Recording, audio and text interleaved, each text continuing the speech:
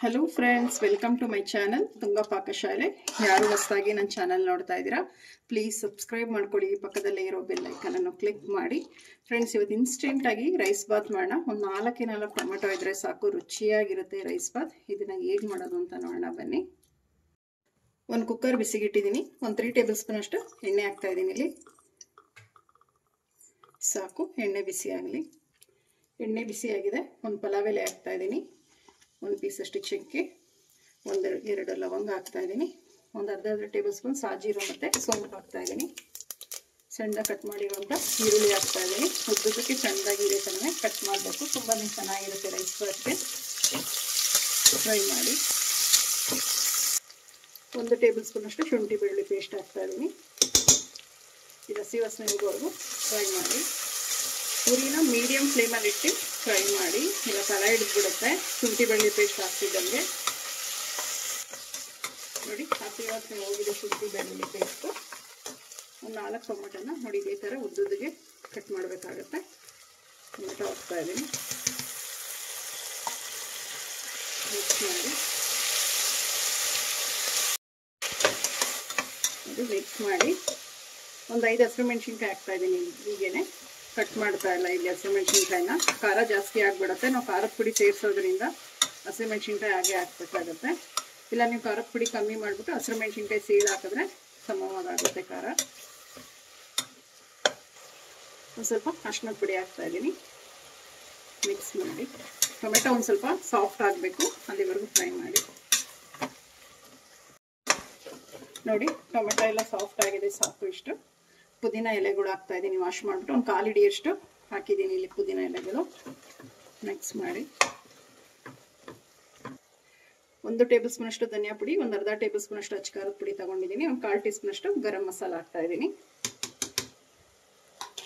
Mix ಮಾಡಿ.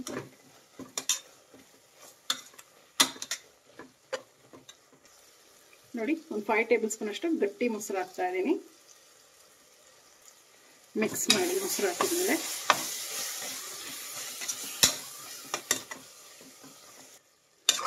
ನೋಡಿ, ಮಸಾಲೆ ಎಲ್ಲ ಚೆನ್ನಾಗಿ ಫ್ರೈ ಆಗಿದೆ. ತುಂಬಾ ಚೆನ್ನಾಗಿರುತ್ತೆ ಈ ರೈಸ್ ಬಾತ್. ಒಂದು 15 ನಿಮಿಷದಲ್ಲೇ ರೆಡಿ ಆಗಿಬಿಡುತ್ತೆ ಫ್ರೆಂಡ್ಸ್. ಒಂದು 4 ಟೊಮೆಟೊ ಇದ್ರೆ ಸಾಕು.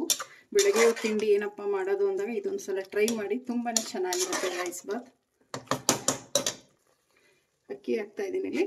ನಾನು 1.5 ಗ್ಲಾಸ್ ಅಷ್ಟು ಅಕ್ಕಿ ಹಾಕ್ತಾ ಇದ್ದೀನಿ. ವಾಶ್ ಮಾಡಿಬಿಟ್ಟು ಒಂದು ಅರ್ಧ ಗಂಟೆ ನೆನೆಸಿದ್ದೀನಿ ಫ್ರೆಂಡ್ಸ್ ಅಕ್ಕಿನ. ನಾವೇನೇ ರೈಸ್ ಐಟಮ್ ಮಾಡಬೇಕಾದ್ರೆ ಒಂದು ಅರ್ಧ ಗಂಟೆ ನೀರಲ್ಲಿ ಅಕ್ಕಿನ ನೆನೆಸ್ಬೇಕಾಗುತ್ತೆ.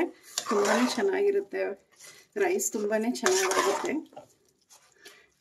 ಮಿಕ್ಸ್ ಮಾಡಿ.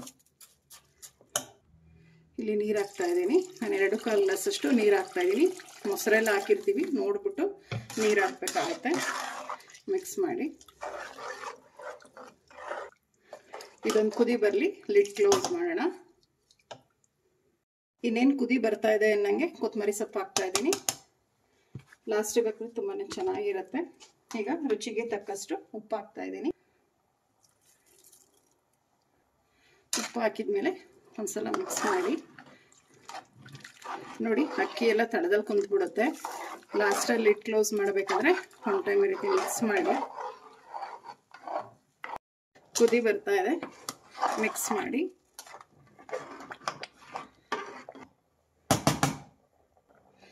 ಲಿಡ್ ಕ್ಲೋಸ್ ಮಾಡ್ತಾ ಇದ್ದೀನಿ. 1-2 ವಿಜಿಲ್ ಕೂಗಿಸಿ ಸಾಕು. ಕುಕ್ಕರ್ ಕೂಗಿ ಅರಿ ತಣ್ಣಗಾಗಿದೆ. ಲಿಡ್ ಓಪನ್ ಮಾಡೋಣ. ನೋಡಿ ಎಷ್ಟು ಚೆನ್ನಾಗಿ ಆಗಿದೆ ರೈಸ್ ಬಾತ್. ಮಿಕ್ಸ್ ಮಾಡೋಣ. ನೋಡಿ, ರೆಡಿ ಆಯಿತು ರೈಸ್ ಬಾತ್. ತುಂಬಾ ಚೆನ್ನಾಗಿರುತ್ತೆ ಫ್ರೆಂಡ್ಸ್ ಇದು. ಈಗ ಡಿಶ್ ಔಟ್ ಮಾಡ್ಕೊಳ್ಳೋಣ. ನೋಡಿ, ರುಚಿಯಾದ ರೈಸ್ ಬಾತ್ ರೆಡಿಯಾಗಿದೆ. ತುಂಬಾ ಚೆನ್ನಾಗಿರುತ್ತೆ. ಎಷ್ಟು ಚೆನ್ನಾಗಿ ಕಲರ್ಫುಲ್ ಆಗಿದೆ ನೋಡಿ. ಅಷ್ಟೇ ರುಚಿಯಾಗಿರುತ್ತೆ. ನೀವು ಒಮ್ಮೆ ಟ್ರೈ ಮಾಡಿ ಹೇಗೆ ಬಂತು ಅಂತ ಹೇಳಿ. ನಿಮಗೆ ವಿಡಿಯೋ ಒಂದು ಸ್ವಲ್ಪನಾದರೂ ಇಷ್ಟ ಆಗಿದರೆ ಫ್ರೆಂಡ್ಸ್ ಆ್ಯಂಡ್ ಫ್ಯಾಮಿಲಿ ಮೆಂಬರ್ಸ್ಗೆ ಶೇರ್ ಮಾಡಿ.